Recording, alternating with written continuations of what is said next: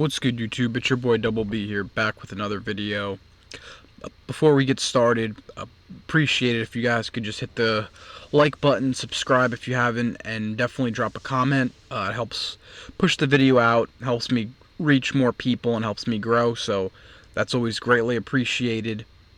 But before I get into this week's picks for Thursday Night Football, I have two picks that I'm going to be dropping. Just want to do a quick recap of Tuesday, and I did have a couple picks today as well for NBA. I didn't get a chance to do a video the night before, but I will do a quick recap. So from the last video, we went 2-1.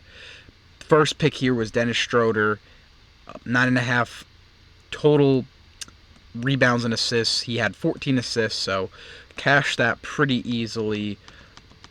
Our next one, we had our Ant Edwards ladder. He definitely should have hit 40, honestly. He had 24 in the first quarter, didn't score in the second quarter. Then he had, he cashed the 26.5 in the third, and then he ended up with 37 points. But he shot 6 for 12 from the free throw line, so he definitely should have had the 40, but we did cash his straight at minus 118, and then we cashed a plus 360 for his 35 plus. And then the play we did not hit was, let me get this up really quickly. I don't know, did I save this here? I think I should have. It was, Tracy Jackson Davis, total points and rebounds. Probably not going to be betting on him ever again. Didn't really perform. I think he only played like 16, 17 minutes, had like 2 points, 3 rebounds. I don't know. The Warriors rotation's really weird, but they came back and won, so they were trailing by like 20 points, but Warriors are a tough team. They play a lot of guys, a lot of depth, so, still a really good night for that. But for yesterday's plays that I did, because I did drop the additional plays on Twitter, that was not part of the video. So my first one here was Nick Claxton. As you see, I kind of went crazy with Nick Claxton.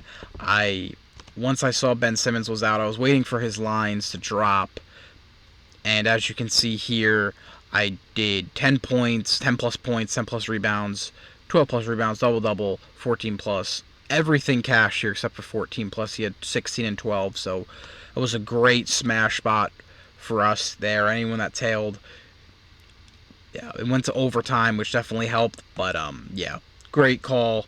It's a great play there. Definitely made some money off that. It was nice. PJ Washington over 1.5 made threes. He cashed that for us. Keegan Murray, he got a hook, 2 for 7, blowout game.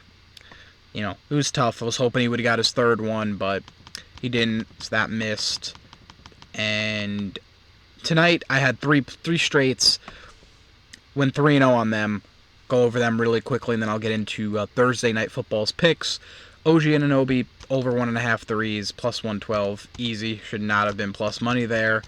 Kelly Oubre, 2 plus threes, cashed that. And Tobias Harris, 13.5 points, minus 110 in his revenge game, cashed that. Did also have a little quarter unit parlay for 3 threes from Kelly Oubre, 3 threes from OG. Kelly Oubre finished with 2 threes. OG had 3, so kind of sucked. Was hoping it was like plus 1,100. Would have been nice to hit that as well, but still a very good night. Very, very good couple nights recently. So without further ado, though, I'm going to get into Thursday Night Football's picks, which I have 2. So the first one is going to be Devontae Adams over 56.5 total receiving yards. So with this play, I am over the Jets. I am probably going to honestly play the Jets to win. I think right. I mean, they're going to play their money line, or I'll just take the 1.5. Right now, it's what they're favored by. I just think this is a perfect smash spot for the Jets to win. This is a typical game where everyone, I believe, is going to be fading the Jets. Everyone's going to be on Houston. But on this short week, the Jets are at home. Texans have been awful on the road. If you look at their road splits and road and home splits this year, specifically CJ Stroud, it's been awful. And, not to mention the obvious, Stephon Diggs and Nico Collins is out. Diggs is out for the rest of the year. Nico Collins is still going to be out for, at least another week or two. So This is pretty much a must-win game for the Jets. I mean, their backs are against the wall. They're by far the more desperate team, and I think they get the job done. And, I think Devontae Adams is a good game. I mean, Allen Lazard's already been ruled out. Aaron Rodgers, he's going to pepper Adams and Garrett Wilson with targets. Houston, they're really good against tight ends. They allow the fewest yards to tight ends. And, they're solid against running backs. So I think that, I think Devontae Adams and Garrett Wilson will honestly probably both have great games. But I think this is Adams' game to finally come alive for the Jets, and I think him and Aaron Rodgers are finally going to connect. I'm not high on the Jets at all. I think they're trash, but for this game, I do think the Jets pull it together, and they do get this win. So that is my first pick there for Devontae Adams over 56.5 yards. Again, if I'm going to have any more add-on picks, which I probably will, I'm going to at least have like a parlay, and like I said, I might be betting the Jets money line or just their spread. I'm also going to post it on my Twitter, but I'm also going to start dropping them in the pinned comments just for the people that, they might not follow me on Twitter, and maybe you guys don't want to go on Twitter, you just want to go down in the comments. So I'm going to start pinning any extra plays on the video. So my last play for the video is going to be an under, and it's going to be Joe Mixon under 112.5 rushing and receiving yards. So, like I said, it's not going to be a popular play, but I'm looking at this in a similar fashion as how Alvin Kamara looked when the Saints' two top receivers were out, Chris Olave and Raheem Shaheed. He was boxed for those 2 games. He did not do much. I think he had like 60 yards and then maybe like 40-something with rushing and receiving. And both games, his rushing and receiving yards was over 100 yards. So I think this is a very similar situation. I mean, listen, the Jets' game plan on defense should be very clear. They have Sauce, Shadow, Tank Dell all night, and then they load up the box and just take Joe Mixon out of the game and make their other receivers beat them. The Robert Woods, Hutchinson, Dalton Schultz, their tight end. I mean, they're very slim at receiver. John Michie, they're very slim at receiver. So again, the game plan should be crystal clear. I think anyone can draw that up. If the Jets don't do that, I don't know really what else to say. So, but that is pretty obvious. That's what they should come out and do. So I just think they're going to really key in on Joe Mixon. And I think they're going to take him out of the game. Now, of course, attempt to. If you really like Joe Mixon, the one over prop I would lean towards is his receptions. Just because I do think the Texans are obviously going to try to get him involved in the game. I'm not saying that, but in terms of getting over 113 rushing and receiving yards, most of the other books already have us at 110. So I don't see him. He's hit this line in every game this year except for one. He's usually around like the 120s in both rushing and receiving. But they had either Nico Collins and Diggs or just Stephon Diggs.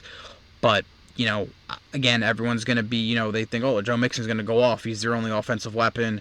But, again, the Jets know that. So they should be loading up the box and just keying in on Joe Mixon. And on top of that as well, this is a short week. Joe Mixon, older running back, he has injury history in the past. Are they really going to really force feed this guy the ball when, they're 6-2? They need to be focused more for the playoffs. They want to have Mixon healthy when Nico Collins comes back. They can't run Mixon into the ground in this spot here, especially, like I said, with they're already really banged up with their offensive weapons, and I think they need to save him for the long haul. So I wouldn't be, I don't think they're going to go crazy using him either. Again, like I said, of course he's going to be heavily involved in the offense, but to what extent, I'm not sure. Again, I think Texans have to think long term, and again, they're on the road. They have struggled mightily on the road. Mixon really hasn't. He's still putting up great numbers for the year, but I think this is the game he comes back down to earth a little bit. He could still have a good game, but 113 yards feels like a lot. So those are my 2 picks. Like I said, if I'm going to add any more, I will definitely post them on Twitter, and then I will be sure to add them to the pinned comments going forward now on. So Please definitely give me a follow on Twitter. You can see here BB_picks. Please, if you haven't already, subscribed to the YouTube channel, like, comment. I'll appreciate that very much. Without further ado, I will end this video, and best of luck to everyone tomorrow. Peace.